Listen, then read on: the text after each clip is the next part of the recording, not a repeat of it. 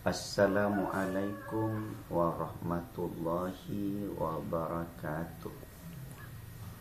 Bismillahirrahmanirrahim. Alhamdulillahilladzi ahsana kulla syai'in khalaqahu wa bada'a khalqal insani min tin. Thumma ja'ala naslahu min sulalatin min ma'in mahin. Thumma sawwahu wa nafakha fihi min ruhihi wa ja'ala lakumus sam'a wal absara wal af'ida qalilan ma tashkurun. Saudara pemirsa kaum muslimin dan muslimat yang dimuliakan Allah Subhanahu wa ta'ala, hidup manusia di dunia ini panggilan Tuhan. Allah memanggil kita untuk apa? Ya ayyuhan nasu ubudu rabbakumul ladzi khalaqakum walladzina min qablikum la'allakum tattaqun. Wahai manusia, menyembahlah engkau semua kepada Tuhanmu, kepada Allah yang telah menciptakan kita dan orang-orang yang telah Allah ciptakan sebelum Rasul, sebelum Nabi Muhammad. Diciptakan kita sebagai manusia la'allakum tattaqun, agar kamu semua menjadi orang yang takwa, orang yang tunduk, orang yang patuh, orang yang taat dan berbakti kepada Allah Subhanahu wa ta'ala. Takwa terdiri daripada 4 huruf. Ta diambil dari kalimat tawadu. Man tawadu arfa'ahullah. Barang siapa yang tawadu, merendahkan diri kepada Allah, bukan rendah diri, merendahkan diri kepada Sang Pencipta, maka Allah akan mengangkat darjat. Wa man takabbara wa ta'ahullah. Dan barang siapa yang takabur, yang meninggikan diri, maka Allah akan menjatuhkan, merendahkan martabatnya. Apa takabur? Takabur adalah batarul haqqi, menolak kebenaran, tidak mau diberi nasihat kebenaran, tidak mau melaksanakan ibadah, enggan melaksanakan kebaikan, semuanya ditolak. Itu takabur. Wa ghamtun nasi, menghina manusia, mengejek manusia, mengolok-olok manusia. Akibat daripada sifat-sifat takabur yang terpatri di hati kita, maka Rasul menghimbau, la yadkhulul jannata man kana fi qalbihi mithqala dzarratin min ibrin. Tidak akan masuk surga seseorang yang di dalam hatinya ada sebesar biji dalam sifat ketakaburan. Menghina manusia dan menolak kebenaran adalah sifat takabur yang tidak mungkin dimasukkan, mendengarkan bahwa surganya Allah Subhanahu wa ta'ala. Tunjukkan hati kita sifat tawadu, merendahkan diri kepada Allah, merendahkan diri kepada sesama manusia. Jangan karena harta yang mewah, yang banyak, sehingga harta menunjukkan diri sombong terhadap orang lain. Harta yang kita miliki sekedar titipan, hanya hak pakai, bukan berarti hak milik. Kemudian yang kedua, saudara, qanaah. Qanaah itu menerima apa adanya, menerima ketentuan-ketentuan yang Allah tetapkan. Miskin, kita sabar. Kaya, kita syukur. Terimalah apa yang telah Allah berikan, dari harta, dari keluarga kita.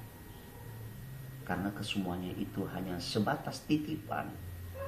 Suatu saat titipan yang Allah berikan kepada kita, yang Allah titipkan, akan diambil kembali oleh Allah Subhanahu wa Ta'ala. Akan diambil kembali oleh pemiliknya. Sifat qanaah. Bagaimana cara untuk mencapai sifat qanaah ini? Harus memiliki jiwa ikhlas, bersih hati. Bagaimana untuk mencapai jiwa ikhlas? Memiliki sifat kesabaran. Kesabaran dan keikhlasan adalah bisa dimiliki, harus bisa memunculkan keimanan di hati. Bagaimana cara untuk kita memunculkan keimanan? Harus kita memiliki ilmu agama. Bagaimana cara untuk mencapai ilmu agama?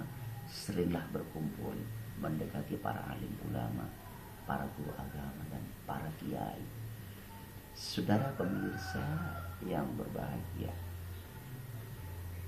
ini sifat qanaah. Karena sifat qanaah ini bisa menahan sifat emosi, bisa menghilangkan rasa iri dan dengki dengan orang lain. Muncul di hati sifat iri, muncul di hati sifat dengki, sifat zalim, karena hilangnya rasa sifat qanaah yang ada di dalam hati kita.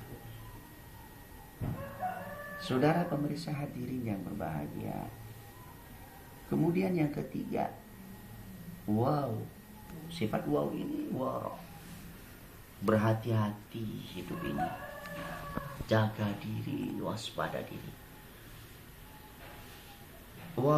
Berhati-hati dari sifat, dari barang-barang yang haram, apalagi yang syubhat, yang tidak tentu halal dan haramnya.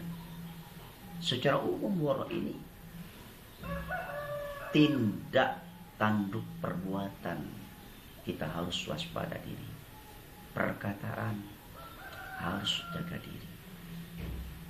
Selalu kita menjaga dan memelihara perkataan dan perbuatan. Terutama harus menjaga hati, karena hati merupakan pusat sentral. Apabila hati ini baik, akan baik seluruh anggota. Apabila hati ini tidak baik, akan tidak baiklah seluruh anggota. Hadirin yang berbahagia, kemudian yang keempat, huruf ya dari kalimat takwa adalah yakin. Nah, untuk mencapai sifat yakin, tingkat yakin, tidak semudah membalik telapak tangan. Wa'budu rabbaka hatta ya'tiyakal yakin. Menyembahlah kamu kepada Tuhanmu, panggillah Tuhanmu, sembahlah Allah yang telah menciptakan kita. Sujud dan rukuklah, doa dan sembahyanglah kepada Tuhanmu yang telah menciptakan, sampai datang keyakinan.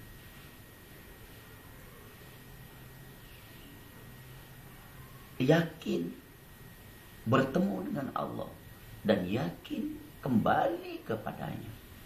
Sudah berapa banyak manusia-manusia yang telah Allah panggil kembali kepadanya. Ini sebuah keyakinan. Untuk mencapai keyakinan ini harus kita memiliki sifat iman, percaya langit terbentang sebagai atap, dihiasi dengan bulan, bintang, matahari. Matahari yang berjalan, siapa yang menjalankan? Bulan yang berjalan, siapa yang menjalankan? Bintang yang berjalan berkedap-kedip, siapa yang menjalankan? Hujan dari atas langit turun ke bumi, disimpan di mana airnya, siapa yang menurunkan? Bumi sebagai lantai, dipijak dan diinjak oleh kita. Tumbuh pohon-pohon di atas bumi, buahnya dimakan oleh manusia, siapa yang menumbuhkan? Air lautan bergelombang, dia berzikir kepada Allah, siapa yang menggelombangkan? Angin kencang meniup terhadap diri kita, bergoyanglah pohon, siapa yang menggoyangkan? Semua ini tentu ada di balik kegiatan-kegiatan makhluk yang bergoyang, Allah Subhanahu wa Ta'ala. Ini harus kita percayai. Keluarga kita yang hidup, siapa yang menghidupkan? Asal mula kita tidak punya anak, kemudian punya anak, siapa yang memberikan? Kita yang dimakan setiap hari ini, siapa yang memberikan? Nah, muncullah bahwa semua di balik usaha tentu ada yang memberikan. Ini harus kita percayai. Percaya kepada Allah yang telah menciptakan kita ini akan berjalan, akan muncul, akan terpatri di hati kita kalau kita punya ilmu. Maka wajiblah manusia, tolabul ilmi faridatun ala kulli muslimin wa muslimatin. Wajib menuntut ilmu agama bagi orang laki-laki dan perempuan. Utlubul ilma minal mahdi ilal lahdi. Tuntutlah ilmu dari kita lahir sampai kita menemukan ajal, menemukan kematian, menemukan lubang. Artinya apa? Karena ilmu ini sebagai alat untuk menemukan segala sesuatu. Hidup tanpa ilmu ibaratkan pohon tanpa buah, apa arti dalam perjalanan hidup? Pemirsa yang berbahagia, maka wajiblah kita dari masa kini belajar ilmu sampai masa remaja, masa tua. Keluarga kita, anak kita. Karena dengan ilmu bisa memilih dan memilah. Memilih yang baik, menjauhkan yang buruk. Jadi ilmulah sebagai kunci utama. Bapak-bapak, hadirin hadirat yang berbahagia, ini sebuah kunci sukses untuk menemukan, meningkatkan keimanan dan meningkatkan suatu keyakinan bahwa kita harus belajar membaca, belajar meneliti. Begitu kita sudah memiliki rasa takwa, la'allakum tattaqun, agar kamu semua menjadi manusia yang takwa, Allah berjanji al-jannatu u'iddat lil muttaqin. Surga itu dijanjikan kepada orang-orang yang bertakwa, takut menjalankan perintah Allah dan menjauhkan larangan Allah. Hidup kita sementara, hidup kita hanya satu kali.